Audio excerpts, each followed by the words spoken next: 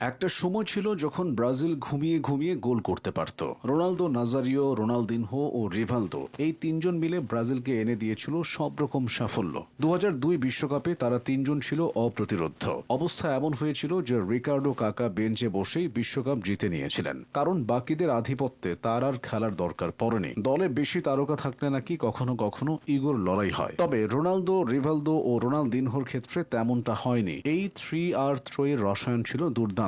Ronaldo Nazario তর্ক সাপেক্ষে ইতিহাসের সেরা স্ট্রাইকার। তার গতি ও ড্রিবলিং এর সামনে বিশ্বের সেরা ডিফেন্ডাররা অসহায় হয়ে পড়তেন। নিখুঁত ফিনিশিং এ তিনি দারুণ সব গোল করতেন। এদিকে রিভালদো ছিলেন আক্রমণ ভাগের আরেক জিনিয়াস।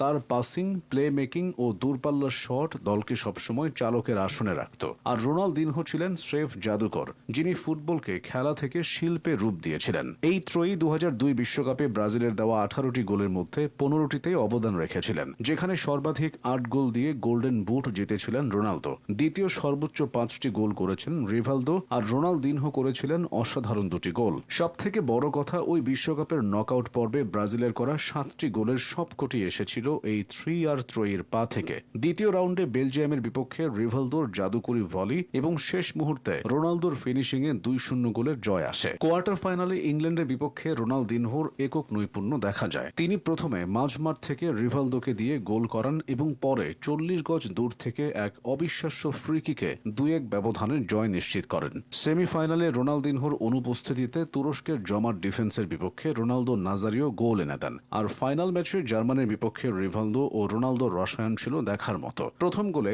রিভালদোর দূরপাল্লার শট অলিভার কান ঠেকিয়ে দিলে ফিরতি বলে রোনালদো গোল করেন। আর দ্বিতীয় গোলে রিভালদোর বুদ্ধিমত্তায় আনমার্কড রোনালদো নিখুঁত ফিনিশিংয়ে ব্রাজিলের বিশ্বকাপ জয় নিশ্চিত করেন। তিনজনের দারুণ বোঝাপড়া না থাকলে এমনটা সম্ভব হতো না। অথচ এই ত্রয়ীকে নিয়েও একটা সময় সন্দেহ ছিল। 1999 সালে ব্যালন ডিওর জেতা রিভালদোকে বরাবরই সমালোচিত হতে হয়েছে। তাকে বলা হতো বার্সেলোনার ফুটবলার, কারণ তিনি জাতীয় দলে এলে নিজেকে সেভাবে মেলে ধরতে পারতেন না। এসব সমালোচনার জবাবটা রিভালদো দিয়েছিলেন 2002 বিশ্বকাপে। 1993 সাল থেকে 2003 সাল পর্যন্ত ব্রাজিলের জার্সিতে 74 ম্যাচে 35টি গোল করেছেন রিভালদো। ওই সময়ে ব্রাজিল ও ক্লাবের হয়ে সম্ভাব্য সব ট্রফি তার জেতা হয়েছে। 1999 সালে জিতেছিলেন ব্যালন ডিওর। তাছাড়া তিনি নবম ফুটবলার যার কিনা বিশ্বকাপ, চ্যাম্পিয়ন্স লিগ ও ব্যালন ডিওর জয়ের কীর্তি আছে।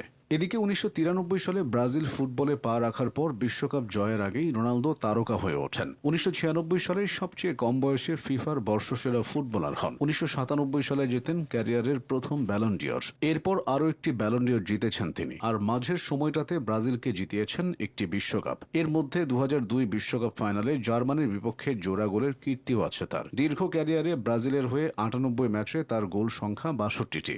রোনালদিনহোর কথা না বললেই নয়। 1999 সাল থেকে ব্রাজিলকে সার্ভিস দিয়েছেন তিনি। হলুদ জার্সি গায়ে তার গোল 33টি। ফুটবলের যে আলাদা সৌন্দর্য আছে, রোনালদিনহোর ফুটবল শৈলী সেটারই বাস্তব উদাহরণ। এই ত্রয়ীর পর ব্রাজিলের গল্পটা কেবলই হতাশার। রবিনহো, নেইমার কিংবা এ সময়ের ভিনিসিয়াস ও রদ্রিগোরা নিঃসন্দেহে অনেক বড় নাম, তবে দিন শেষে জাতীয় দলের হয়ে তাদের অর্জনটা এখনো শূন্য। তাই ব্রাজিলের ইতিহাস লিখতে হলে সেই 3R3 কথা চলেই আসে।